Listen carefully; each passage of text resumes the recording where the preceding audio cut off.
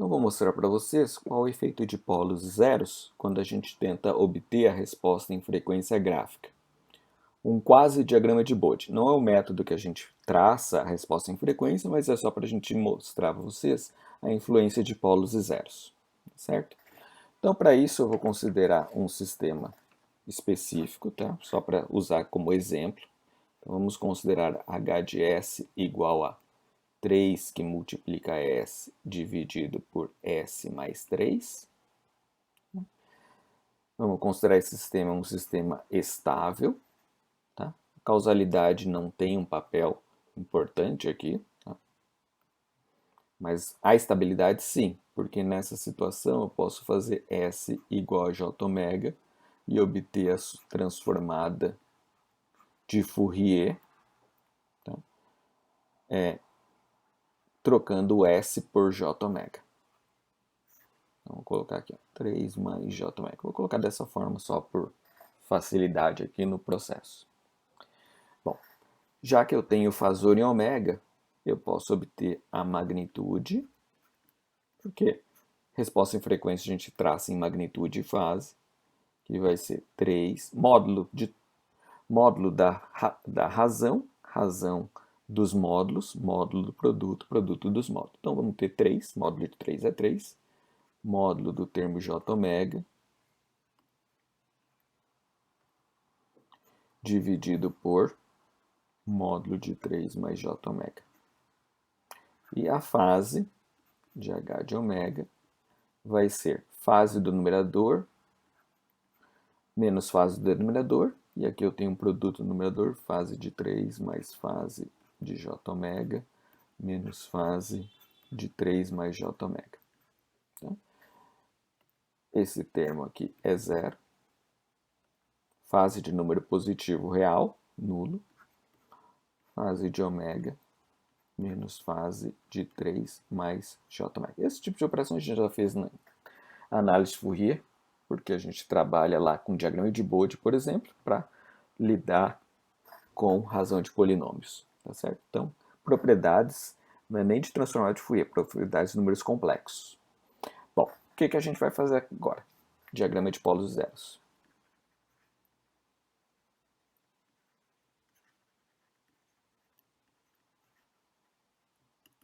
Para a gente observar onde estão estes elementos, onde é que está esse elemento, onde é que está esse elemento, este elemento e esse, no diagrama de polos e zeros. Tá? Então, vou fazer um diagrama aqui relativamente grandinho.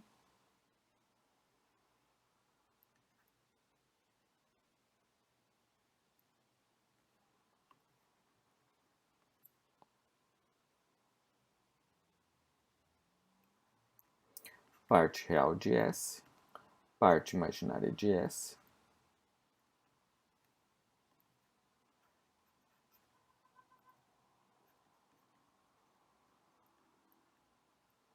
Tá? E vamos marcar esses polos e zeros.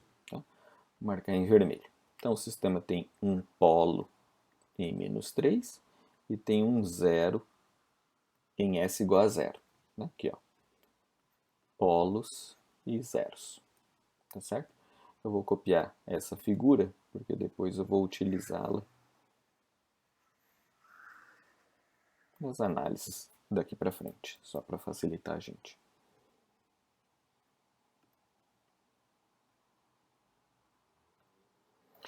Bom, agora o que a gente vai fazer?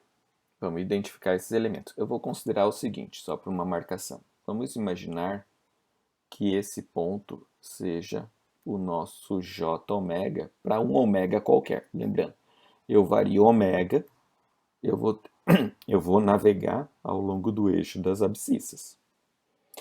Nessa, se agora eu traçar uma ré, um vetor, começando no polo até esse ponto, esse vetor é o vetor 3 mais J ômega, cujo módulo está aqui.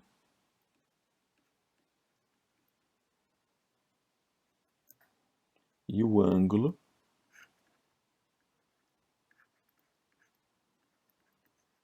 está aqui.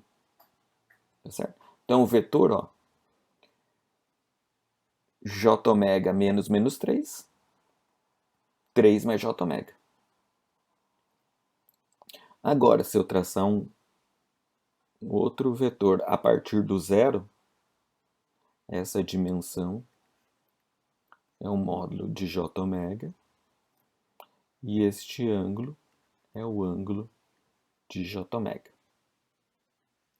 Tá? J ômega menos zero, j ômega. Então veja, fica fácil a partir dos polos zeros saber os elementos que estão postos aqui no módulo e fase do nosso fasor. Então agora o que a gente vai fazer? A gente vai navegar este ponto ao longo do eixo das abscissas e medir o ângulo e fase desses vetores. Tá certo? Então eu vou começar aqui com alguns pontos notáveis para a gente facilitar e eu vou colocando figurinhas para a gente tentar imaginar a ideia toda. Tá? Então vamos começar com ômega igual a um valor muito grande. Então vamos fazer aqui, ó. Se ômega tender a mais infinito, então veja, eu estou jogando esse ponto lá para cima. Tá? Então, a grosso modo, eu vou colocar aqui, ó, só para a gente entender.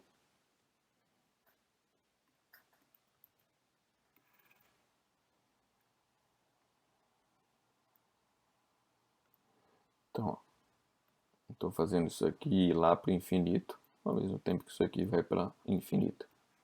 Este ângulo e este ângulo, a gente está vendo que isso aqui vai para praticamente y2, e esse aqui é exatamente π sobre 2.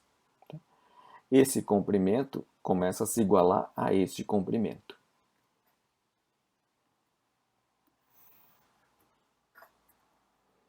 Então, vamos definir isso. Então, módulo de h de ômega nessas circunstâncias é igual a 3. Vamos colocar aqui, ó. Limite de ômega tendendo a infinito do que? De 3 que multiplica ômega dividido por praticamente ômega. Tá certo? Isso aqui cancela e a gente tem 3. Então veja, porque esse comprimento e esse comprimento se igualam à medida que eu vou aumentando a frequência. Tá? E a angulação, ângulo de h de ômega, que é igual ao ângulo de j ômega menos o ângulo de 3 mais j ômega, a gente pode ver claramente que eu vou ter π sobre 2 exato menos quase π sobre 2, no limite próprio π sobre 2. Então a gente vai ter ângulo zero. Então veja, fica bem tranquilo da gente ver para onde que a gente está tendendo. Tá certo? Simplesmente vendo este valor mudando e como um elástico puxando essas cordas aqui. Tá certo? Bom, vamos testar outro aqui. Vou fazer quando ômega, se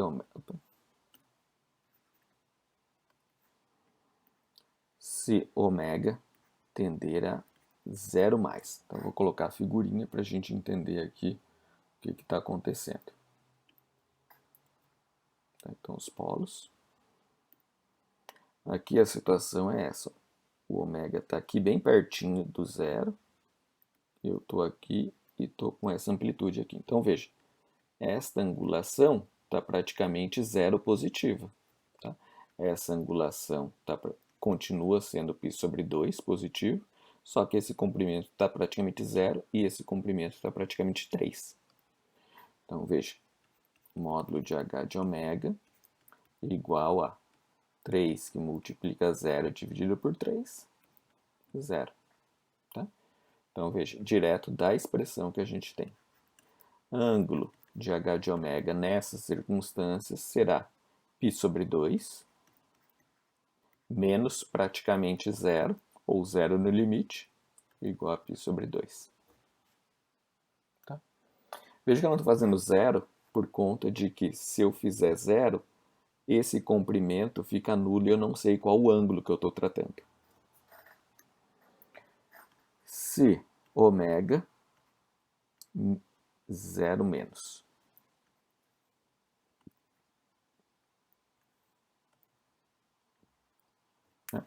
Então agora, só para a gente ter uma imagem gráfica do que a gente está fazendo agora. Se eu vou de menos infinito para mais infinito na frequência, é uma questão de pontos que a gente está considerando. Tá? Isso aí não é importante. Então veja, vou considerar agora nessa localidade. Então eu tenho esse vetor e esse vetor. Note que o ângulo agora mudou. Ó. Menos π sobre 2. E esse ângulo é negativo, mas é perto de zero. O comprimento desse vetor é 3 e o comprimento desse vetor é zero praticamente. Então fica fácil ver que módulo de h de ômega é igual a 3 vezes zero desse vetor perpendicular, apontando para baixo, dividido por praticamente 3, esse vetor aqui, do 3 mais j ômega. Isso aqui é zero. E a frequência, desculpe, a fase, nesta frequência, isso aqui sempre entende-se menos 0,0001. Tá? Nós vamos ter menos π sobre 2, menos, eu vou pôr menos 0 para simbolizar que a gente tem um valor negativo agora para o 3 mais j ômega. Isso aqui é menos π sobre 2.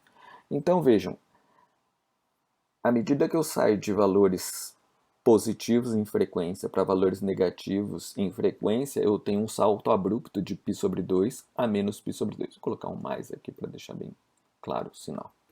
Tá certo? Por isso que em zero não tem uma definição dessa situação. Isso se parece muito com arco tangente, não é?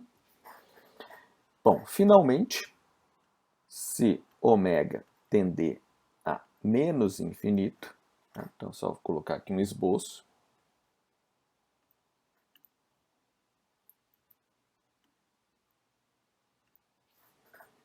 Então veja, agora eu tenho isso aqui caminhando nessa direção, isso aqui indo nessa direção. Então veja os ângulos que a gente está obtendo aqui, os comprimentos praticamente idênticos.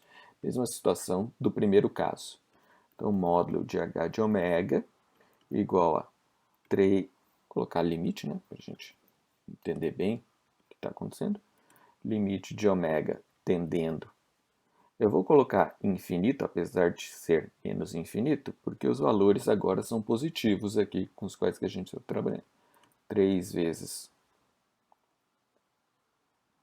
Então, vamos colocar menos infinito, assim a gente não fica muito dúbio aqui.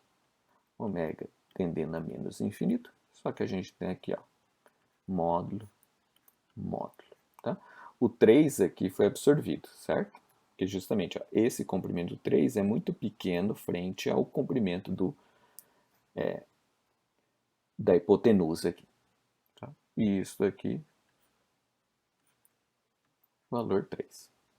E a fase, h de ômega, igual a menos π sobre 2 menos π sobre 2. Praticamente, veja que aqui eu estou tendendo a menos π sobre 2, tá? Enquanto aqui é exatamente igual a π sobre 2, de onde vem esses valores. Isso aqui é zero. Tá? E se eu quiser um último valor, só para a gente ter uma ideia aqui, se ômega for igual ao valor 3. Só para a gente ter um número aqui.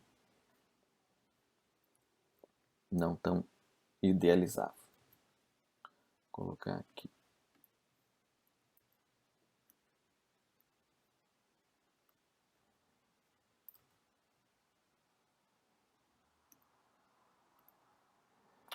Bom, então veja, aqui como eu tenho valores, fica mais claro aqui, ó.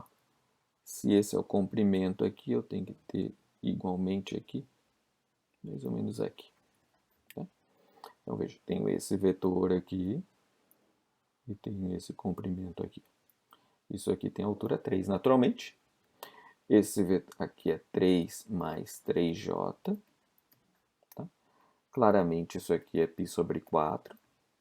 E isso aqui é π sobre 2. Veja, diretamente pela posição do j ômega agora, quando ômega igual a 3. Esse ponto aqui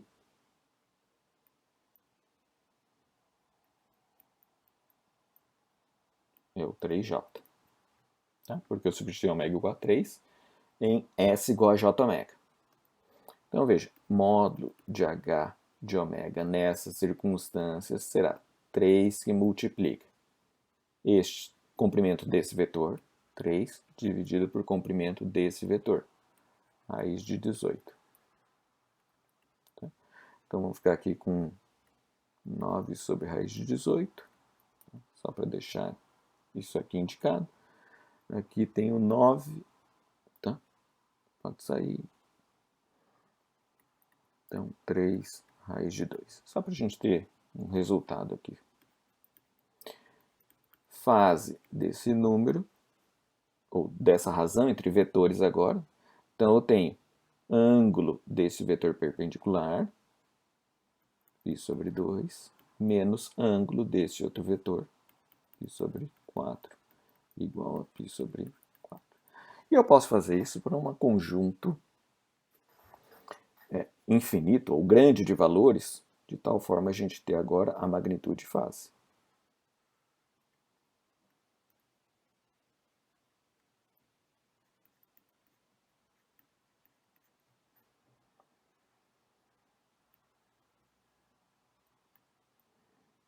Então veja, esse método é só para a gente saber qual a influência dos polos zeros. Bom, primeiro os polos zeros servindo para a gente plotar as figuras. Tá? Eu só vou fazer aqui rapidamente para a gente ter uma referência. Então veja, eu tenho alguma coisa assim. Isso aqui é só um esboço, tendendo a 3, como a gente viu aqui. Para infinito eu vou a 3. E para menos infinito eu vou a menos 3, tá? E tem um ponto aqui onde eu tenho esse valor. 3 dividido raiz de 2, tá certo? E agora aqui em fase,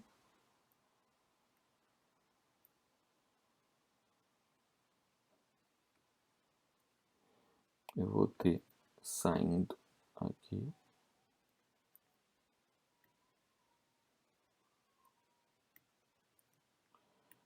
mais π sobre 2 menos π sobre 2, tá certo? Então veja, simplesmente colhendo aqui os resultados à medida que eu vou nessas angulações específicas. Tá?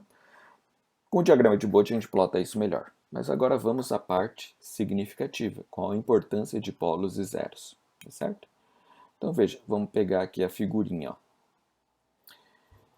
Note que à medida que eu me aproximo do... Veja, o polo está contribuindo para reduzir aqui, ou aumentar, vamos dizer assim, controla o denominador, o zero controla o numerador.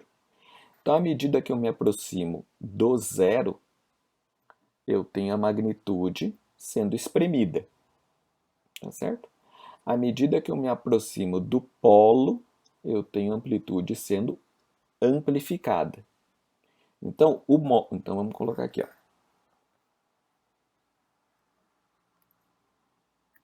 Polos amplificam a magnitude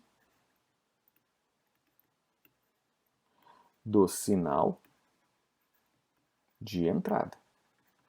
Que o módulo de H de ômega vai ser multiplicado com o módulo do sinal de entrada. E os zeros atenuam a magnitude